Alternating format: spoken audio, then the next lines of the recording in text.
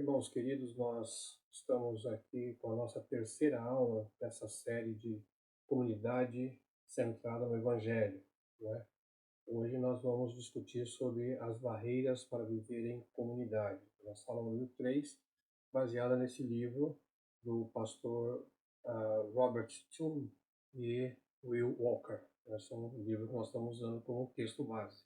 Tá? Bom, o que nós já vimos até é que viver em comunidade, ou viver numa igreja, numa congregação, ou até entre famílias, né, é uma experiência que expõe a nossa fragilidade, nosso pecado, né? Então, quando nós estamos isolados, né, ninguém tem contato conosco, não há como as pessoas identificar alguma dessas nossas dificuldades de relacionamento.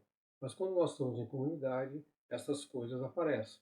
Então, geralmente, quando eu tenho dificuldades para lidar com os outros que estão no meu meio ambiente, ao redor de mim, é porque eu sempre estou olhando para mim mesmo. Eu sou o centro de tudo. Então eu quero ser honrado, né? Eu quero, não gosto de servir ninguém, eu prefiro ter mordomia, que as pessoas me atendam naquilo, nos meus desejos, não é? Eu também não gosto de me submeter a nenhuma outra liderança, porque eu sou bom demais, não é? E quero que tudo venha a mim, né? E ao meu reino, né? Então, essas normalmente são as características de quem tem dificuldade para se relacionar, porque o eu dele é muito grande e não consegue se ajustar com outros eus, né, que certamente existem na nossa comunidade, nossa congregação, na nossa igreja, né? Uma coisa interessante quando nós observamos pessoas que têm esse perfil é que às vezes elas se isolam, né? E elas têm o que nós estamos notando hoje, um apego muito grande aos animais, né? Então, muitas pessoas acabam pensando, por exemplo, que nem Charles de Gaulle. Charles de Gaulle foi o presidente da França, um general, um herói francês, e ele cunhou essa expressão e que se repete em muitos pet shops aí. Quanto melhor eu conheço os homens, mais aumenta o meu amor pelos cães, né? E isso a gente vem observando, assim, como se fosse uma febre, no mundo, no Brasil também, as pessoas que tratam os animais como humanos, né? Então eles desfrutam da mesma comida, eles ganham tempo, eles têm roupinhas, eles tentam humanizar os bichos, né? E às vezes até tem situações que a gente fica olhando e achando até aquilo como uma coisa patética, de ver que um animal que sempre existiu com pelo e sem nenhum desses acessórios, de repente passa a ser vestido como se fosse uma criança, por exemplo, né? Mas essa frase que se tornou famosa, ela foi rebatida por um teólogo famoso chamado C.S. Lewis, né? Então ele diz assim: quem diz quanto melhor conheço os homens, mais gosto dos cães, quem encontra nos animais um alívio das exigências da companhia dos seres humanos, faria bem em examinar suas verdadeiras razões. Alguns estudos já também sugerem que as pessoas que exageradamente se apegam aos animais porque têm dificuldade com os humanos, eles têm problemas às vezes sérios de depressão, né? São pessoas às vezes que têm são narcisistas, então porque o animal ele não responde ao seu estímulo. Então, se aquele animal sempre carinhoso, aquele animal bonzinho para você, porque ele não fala, né? Então você sempre acha que você vai ser agradado por ele. Então o seu narcisismo aparece aí também, né? E outros estudos científicos mostram também sinais de depressão, quando as pessoas tendem a ficar com os animais ao invés de ficar com as pessoas. Então, esses são indicadores de pessoas com muita dificuldade de relacionamento com humanos, por isso preferem a companhia dos bichos, né? Muito bem. O Evangelho, por outro lado, ele impulsiona a gente para uma vida em comunidade. Não é? Não há como pensar que Jesus faria tudo o que fez se ele não tivesse essa prioridade de andar no meio do povo, de criar um grupo, de tirar homens dos seus afazeres, da sua vida regular e treiná-los e discipulá-los para uma igreja que ele fundou. Né? Então isso não dá para pensar. Jesus nunca pensou em ter um relacionamento com pessoas individualizadas, mas como comunidade, como igreja. Por isso que ele diz: sobre esta pedra fundarei, edificarei a minha igreja. Então a comunidade é aquilo que é a prioridade no Evangelho. E ela nos ensina, quando nós estudamos os Evangelhos, nós estudamos as cartas de Paulo, de Pedro, e sempre há conselhos e instruções para viver em comunidade. Há um estímulo para isso. Né? O que Jesus também chama a atenção, né, nesse texto que aqui está citado como Marcos 6,32, mas na verdade é Lucas 6,32, né, ele fala o seguinte, ele fala, que mérito há, né, em você apenas amar aqueles que te amam? Né? Que mérito há em você ser bonzinho só com aqueles que são bons para você? Que mérito há em prestar alguma coisa para aqueles que te devolvem as coisas? Então, e aí ele faz, os ímpios fazem isso, os pecadores fazem isso. Mas eu quero que vocês sejam diferentes, que vocês sejam melhores do que eles. Não é? Então veja que aqui há um desafio no Evangelho para que a gente possa amar aqueles que nos amam, para que a gente possa fazer o bem para aqueles que não merecem, que a gente possa emprestar para aqueles que nunca vão pagar. Então isso é o grande diferencial de ser um discípulo de Cristo. E quando nós estamos numa sociedade, essas coisas a gente vai ter que lidar com isso quando nós somos frustrados naquelas pessoas que não gostam tanto da gente, daqueles que não são não têm um retorno ou não nos socorrem quando nós precisamos, apesar da gente já ter socorrido esse povo quando eles precisaram, e aí vai. Então essas coisas é uma coisa que nós temos que saber lidar e de forma madura com isso. Muito bem, o que nós vamos então observar é que para viver em comunidade, né, nós temos que refletir o caráter de Cristo, né? Olhar para Jesus e ver como é que Jesus se comportou na sociedade da sua época. Né? Então Jesus tinha, assim, de certa maneira, uma confiança nas pessoas, né, podemos dizer assim, porque ele pegou homens que eram homens que a gente vai dizer hoje eram homens grosseiros até, né? Não tinham estudos, eram homens do povo, né? Pescadores e tudo. E Jesus confiou que aqueles homens tinham uma fé, que aqueles homens, depois de uma convivência com eles, seriam transformados, como de fato foram. Né? Então, o Pedro, pescador, é um, o Pedro, depois líder da igreja, era outro. Né? O João, também que era pescador, transformou-se depois num apóstolo do amor. Não é? E aí vai. Né? Então, quer dizer, também aprendendo a não ser soberbo, né? Quando Jesus atendia todas as pessoas, quando Jesus era carinhoso com as pessoas, apesar de ser Deus, né? Ele era assim, por exemplo, quando ele conversa com a mulher samaritana, é um exemplo perfeito de humildade, né? Que chega e senta ali e conversa com ela, uma mulher desprezada pelo povo, né? Sempre pronto a ajudar, né? A atender aqueles que estavam doentes, e vai, né? Era também franco, também, principalmente com os fariseus, os publicanos. Né? E, obviamente, que Jesus era obediente à palavra, à ordem que vinha do Pai. Né? E tudo que Jesus fazia, fazia de forma transparente. Não escondia nada de ninguém, todo mundo sabia onde ele estava, até quando ele foi preso, ele ali falou, mas eu estava há tanto tempo aqui, porque vocês não vieram antes, eu nunca me escondi de vocês. Então, isso é uma coisa que a gente tem que olhar para quando vive em comunidade, com esse perfil de Cristo, vai facilitar muito o nosso relacionamento com os nossos pares. Né? Bom, então vejam só. Quando Jesus diz lá em João 17:21, para que todos sejam um, quer dizer, para que todo aquele povo que ele chamou, para todos aqueles que creem no Evangelho, para todos aqueles que creem que Jesus é o Cristo, então ele quer um povo que seja único, um povo que tenha a mesma fé, um povo que consiga viver junto, um povo que tem os propósitos dentro do Evangelho. Não é? E como é que a gente vai ser um em Cristo se cada um demonstra ter interesses diferentes, ter interesses individuais e preferências, né, que às vezes não são compartilhada com outros. Então, quando a gente pensa nesse texto, quer dizer, viver em comunidade é trabalhar para que haja unidade na igreja, unidade na família, unidade no local de trabalho, quer dizer, que a gente não seja aquele que é o mais importante, a gente é apenas um membro daquele corpo, E aí nós sabemos que todos os membros do corpo são importantes. Mas se um sofre, todos sofrem. Se um se alegra, todos se alegram.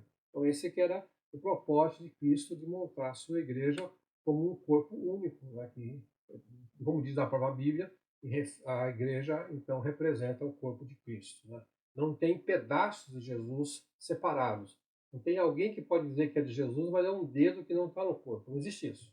Tá? Ou está no corpo ou não está no corpo. Tá? Então essa que é a ideia que nós vemos no Evangelho. Bom, vamos colocar então uma questão. Quais as barreiras que impedem uma vida mais profunda na comunidade, né?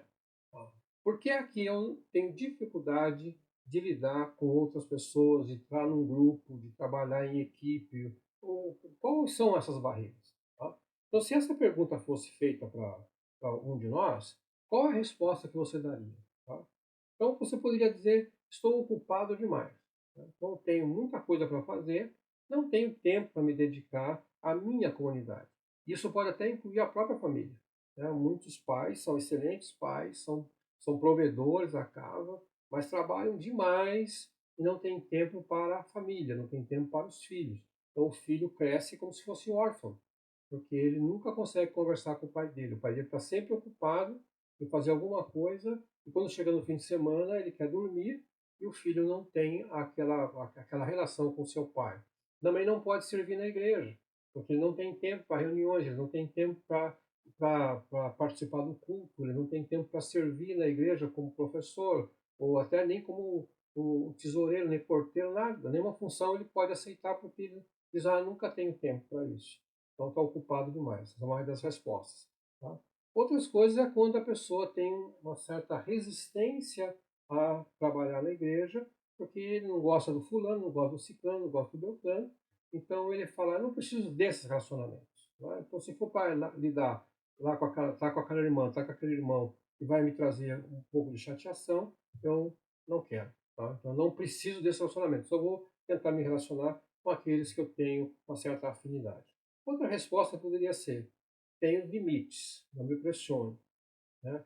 Ou seja, eu não quero trabalhar na comunidade, por favor, não force. Tá? Aqui eu vou oferecer uma parte que eu posso, mas não peça mais do que isso, porque eu não vou fazer. E, às vezes, sempre que ele oferece é mínimo. Tá? Outra seria assim: eu não tenho paciência. Né? Então, aquele irmão sempre nervoso, aquele irmão sempre que está ali descontente. Então, se ele não tem paciência para lidar com o idoso, ele não tem paciência para lidar com criança, ele não tem paciência para lidar com alguma pessoa que é mais mal educada, não sabe dar uma resposta assim serena quando a pessoa levanta a voz, então ele não tem paciência. Então, aí, como eu não tenho paciência, estou fora. Tá? A outra seria: não tenho os dons necessários, falta de capacidade. Não sei dar aula, não sei cantar, não sei tocar, não, não sei como funciona. Então ele está sempre achando que ele é incapaz. Mas às vezes ele tem um bom profissional. Na área dele profissional ele faz muita coisa boa, é inteligente, mas na igreja se sente um inútil. Né? E depois há outras pessoas muito tímidas que falam: não quero me expor a desconhecidos. Aqui estão 6 respostas, certamente há outras respostas que poderiam ser colocadas aqui. Mas o mais importante é saber o que é que está por trás dessas coisas, né? Tá? O que está por trás disso, né? O que é que por que eu uso essas respostas como boas desculpas para mim? Tá? Então, não vou me ater a responder todas aquelas 7 respostas que nós já vimos anteriormente. Vou apenas colocar 2 ou 3 exemplos aqui para mostrar qual que é o meu raciocínio para tentar responder essa pergunta. O que há por trás das barreiras? O que há por trás das minhas desculpas? Então, o autor dessa aula, do texto base, ele coloca 2 questões. Que é que nós, às vezes, usamos essas desculpas, ou essas justificativas, baseado em 2 coisas. Primeiro, que eu tenho uma falsa crença. Né? Eu acredito em alguma coisa que, de fato, não condiz com a Bíblia. Tá? E eu tenho alguma esperança que também não é verdadeira. Tá? Então, esses 2 aspectos que são bases para essas respostas. Vamos a um exemplo. Então diz assim: estou ocupado, não tenho tempo. Tá? O que é que está por trás disso? Bom, por trás disso tem essas falsas crenças e falsas esperanças. Então, a pessoa diz assim com relação a Deus: mas sou um dizimista fiel. Quer dizer, eu estou muito ocupado, não vou lá, mas eu tenho dinheiro, eu dou minha contribuição, e a igreja não vai sentir falta de mim, porque meu dinheiro ajuda a pagar alguém para fazer o meu trabalho. Tá? Então, mais ou menos, ele terceiriza o seu trabalho, porque ele é um dizimista fiel e até às vezes um bom dizimista. Outra coisa que ele vai dizer é o seguinte: estou ocupado, não tenho tempo, né? Quando me aposentar, então terei mais tempo para servir a Deus. Então ele espera ficar velho, aí, quem sabe com alguma doença, com alguma limitação física, e vai servir a Deus então quando o vigor dele se foi, o melhor dele acabou, e agora o que sobrar vai para Deus. Então, a respeito dos outros, ele diz: ninguém me ajuda a pagar as contas. Então, o que ele está dizendo com isso? Se eu não trabalhar, se eu não me dedicar no meu trabalho, as minhas contas ficarão para trás. De que me adianta eu gastar tempo na igreja? Então, veja que aqui tem uma questão complicada de fé. Né? E aí ele vai dizer também agora dessa esperança de que Deus conhece seu coração, o coração dele é íntegro e tal, e que Deus certamente teria misericórdia dele por agir dessa forma. Isso é um exemplo que nós estamos dando. O outro exemplo é: não tenho capacidade nem dons. Bastante comum a gente ouvir isso na igreja. Né? Ah, não, acho que isso não é para mim, eu não sei como fazer e tudo. Tá? O que é que algumas das pessoas dizem também nessa resposta? Estou orando há anos para me orientar no que devo fazer. Então dá a impressão que Deus é muito lento em revelar para ele aonde ele pode agir. Né? E ele não tem uma visão de ver a necessidade da igreja. Ele entra no templo e lá está tudo arrumado, o templo está limpo, tem gente lá na portaria esperando por ele, é simpático, tudo está arrumadinho para o culto, a parte de som está arrumada, os músicos estão lá ensaiando, e ele não consegue achar um espaçozinho aonde ele poderá servir, ou pelo menos se diz assim: olha, eu vou tentar ajudar vocês aqui. Vocês me ensinam e eu faço. Então, uma coisa assim, não consegue fazer. Ele diz assim, com relação a ele mesmo: não tenho capacidade de dons, quando me sentir seguro, farei a obra.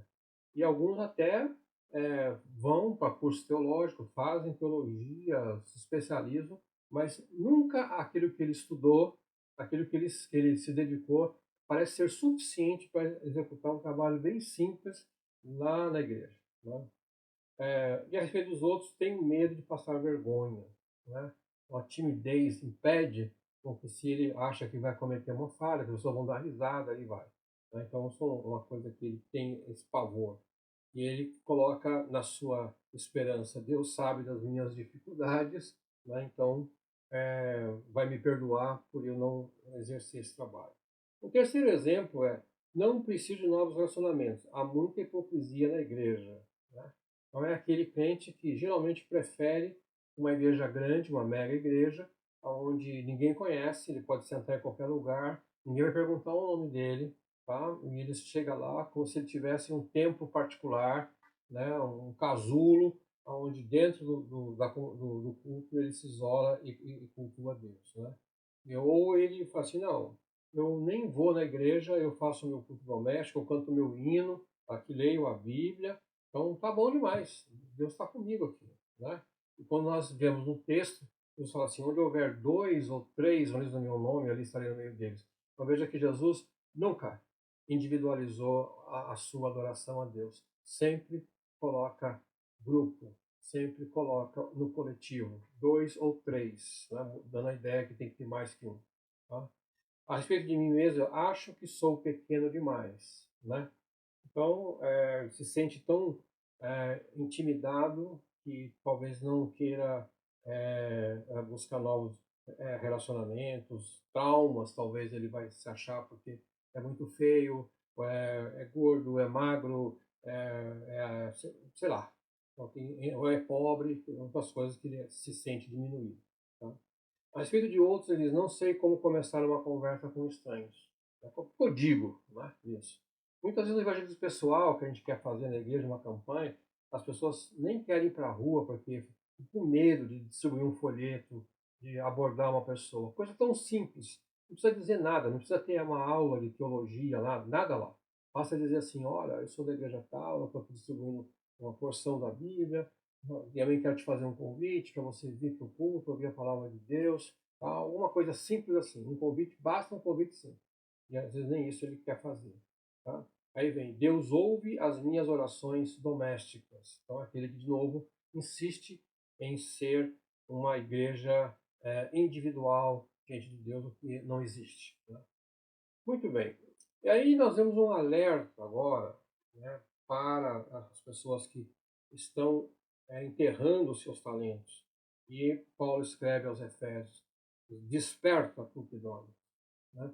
Pessoas que estão vindo à igreja, não se dedicam a nada, não oferecem ajuda para nada, nunca têm tempo, se sentem incapacitados, nós podemos dizer que eles estão dormindo na obra do Senhor. Né?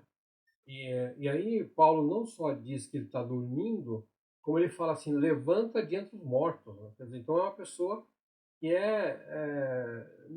não tem nenhuma função, é como se ele tivesse morto no corpo de Cristo.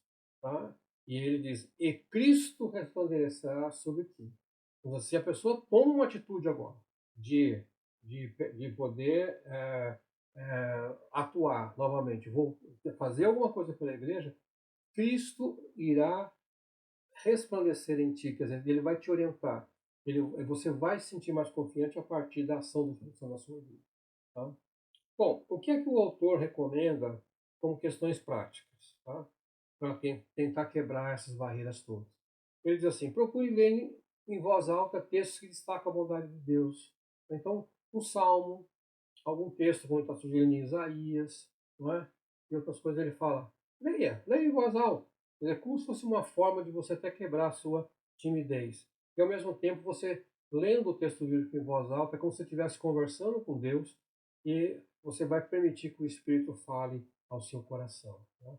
Depois ele fala, responda o texto da forma de oração em voz alta, exaltando a Deus. Então você lê um texto bíblico em voz alta e ao mesmo tempo você diz, dá um amém, dá um glória, né? Ou você se sente impactado e fala assim, sim, Senhor Jesus, eu vou tentar melhorar nesse aspecto que o texto está me exortando. A outra coisa ele fala, confesse as suas falsas crenças em oração, livre-se desse pecado. Então, aquelas desculpas que você deu lá atrás, você fala, Senhor Jesus, não vem de ti, me perdoa, né? Eu preciso melhorar, me ajude. Tá?